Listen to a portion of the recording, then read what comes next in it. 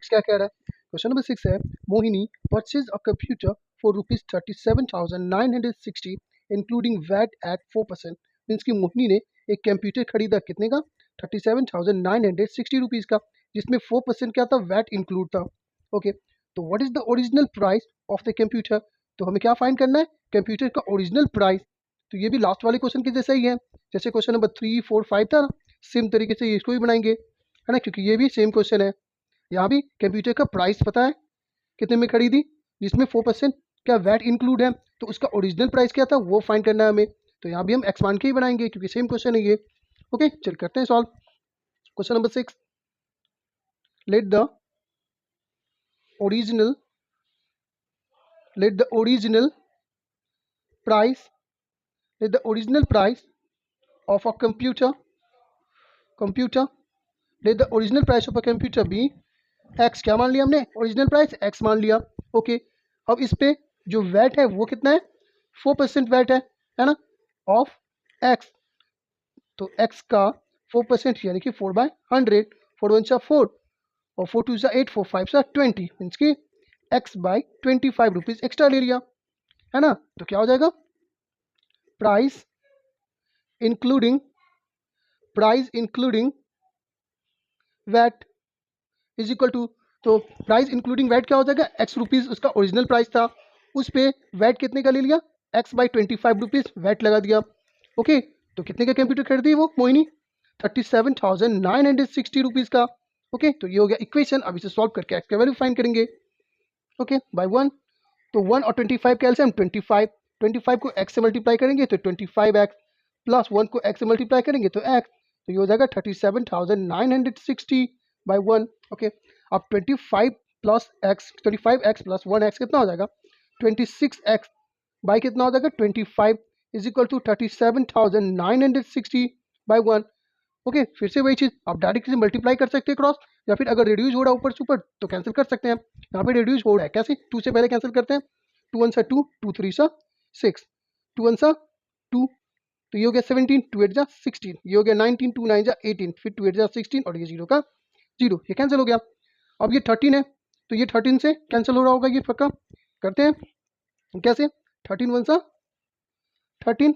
Okay, तो 18 में से 13 गया तो क्या बचेगा? 5, तो हो जाएगा 59। तो 4 टाइम्स लगाएंगे तो 52 हो जाएगा। तो 52 में से 59 में से 52 को माइनस करेंगे तो क्या बच जाएगा? 7, तो हो जाएगा 78। तो 6 टाइम लगाएंगे, ओके 78, तो पूरा कैंसिल हो गया। अब ये 0 बच गया, तो ये 0 यहाँ पे लिख देंगे। आई बात समझ में? मीन्स की 13 1 13 और 13 1460 टाइम्स में ये पूरा कैंसिल हो गया। तो अब यहाँ पे x है, यहाँ 1 है, तो x को 1 से मल्टीप्लाई करेंगे तो क्या आएगा? x इज इक्वल टू, अब क्या करना है?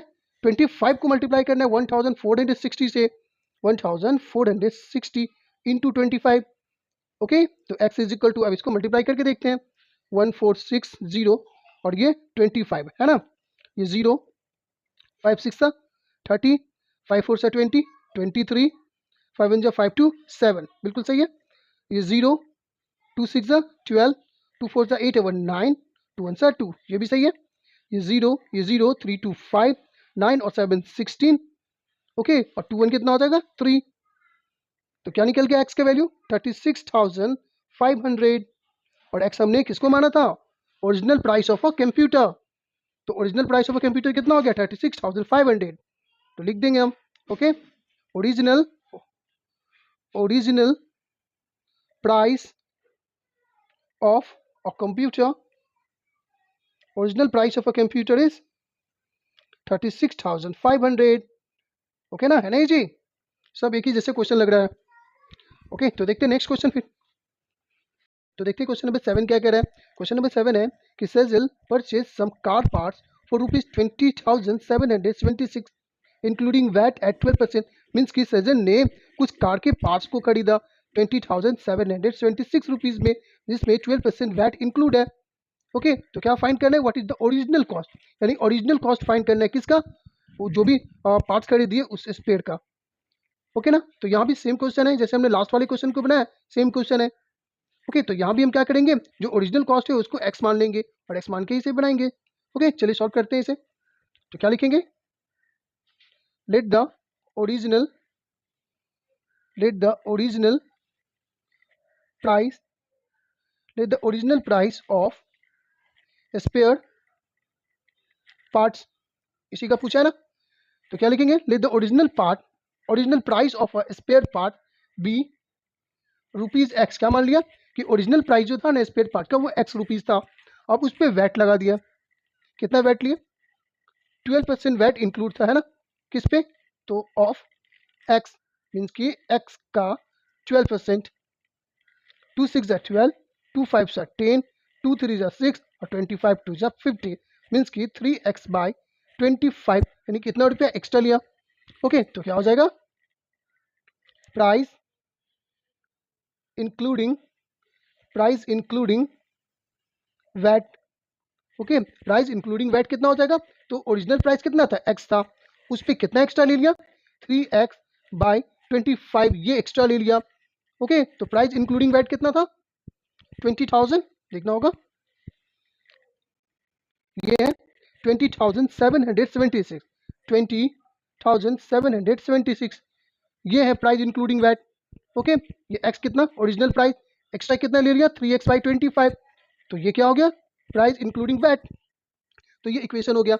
अब यहाँ से हम क्या करेंगे, एक्स का वैल्यू फाइंड करेंगे, बाई 1, यहाँ भी बाई 1 करेंगे, तो 1 और 25 का एलसीएम 25 को x से मल्टीप्लाई करेंगे तो 25x, प्लस 1 को 3x से मल्टीप्लाई करेंगे तो 3x is equal to 20,776 by 1 करेंगे। ओके, अब यहाँ पे 25x प्लस 3x कितना हो जाएगा, 28x by 25 is equal to 20,776 by 1।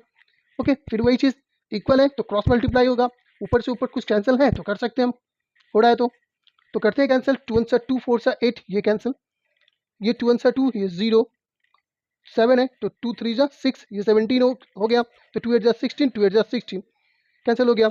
अब क्या है कि फिर 7, फिर 2 से कैंसिल हो रहा है, 2 7 14, 2 5 10, ये 3 है ना, तो 2 1 2, तो ये कितना हो जाएगा 18, तो 2 9 18, ये भी कैंसिल हो गया, और ये 2 4 8, 5 1 9 4। ओके, अब ये कैंसिल नहीं हो रहा है, अब 7 है तो ये 7 से कैंसिल हो रहा होगा, करते हैं कैंसिल, 7 1 7, ये कैंसिल हो गया। ओके, अब ये 7 7 49, तो 51 में से 49 को माइनस कर देंगे तो कितना बचेगा, 2 बचेगा, है ना, 51 में से 49 को माइनस करेंगे तो 2, और ये 9 हो गया तो हो जाएगा 29। ओके, तो 7 4 28, तो 29 में से 28 को माइनस करेंगे तो 1 बचेगा, तो ये हो जाएगा 14, है ना, तो 7 2 14, ये पूरा कैंसिल हो गया। तो अब क्या रह गया, x 1 x, यानी कि x को जो 1 से मल्टीप्लाई करेंगे तो x, और 25 को मल्टीप्लाई करना है 742 से, मीन्स कि 742 इंटू 25। ओके, तो करते हैं मल्टीप्लाई, 742 को 25 से मल्टीप्लाई करेंगे तो 5 2 10, 5 4 20, 21, 5 7 से 35 और 37 हो जाएगा ना, सही है, 2 2 4, 2 4 8 और 2 7 14, ये 0 4 1 5 7 और 8 15, 4 3 7 और 1 8, और ये 1 का 1, तो कितना हो गया 18,550। ओके, ये x का वैल्यू हो गया, और x हमने किसे माना था, original price of spare parts को। ओके, तो स्पेयर पार्ट का जो ओरिजिनल प्राइस है वो क्या हो गया 18,550, तो लिख देंगे, क्या लिखेंगे, original price of spare part is 18,550 rupees. Okay ना, सिंपल क्वेश्चन था, ये सारे क्वेश्चन एक ही जैसे हैं। ओके, अब देखते हैं नेक्स्ट क्वेश्चन, क्वेश्चन नंबर 8।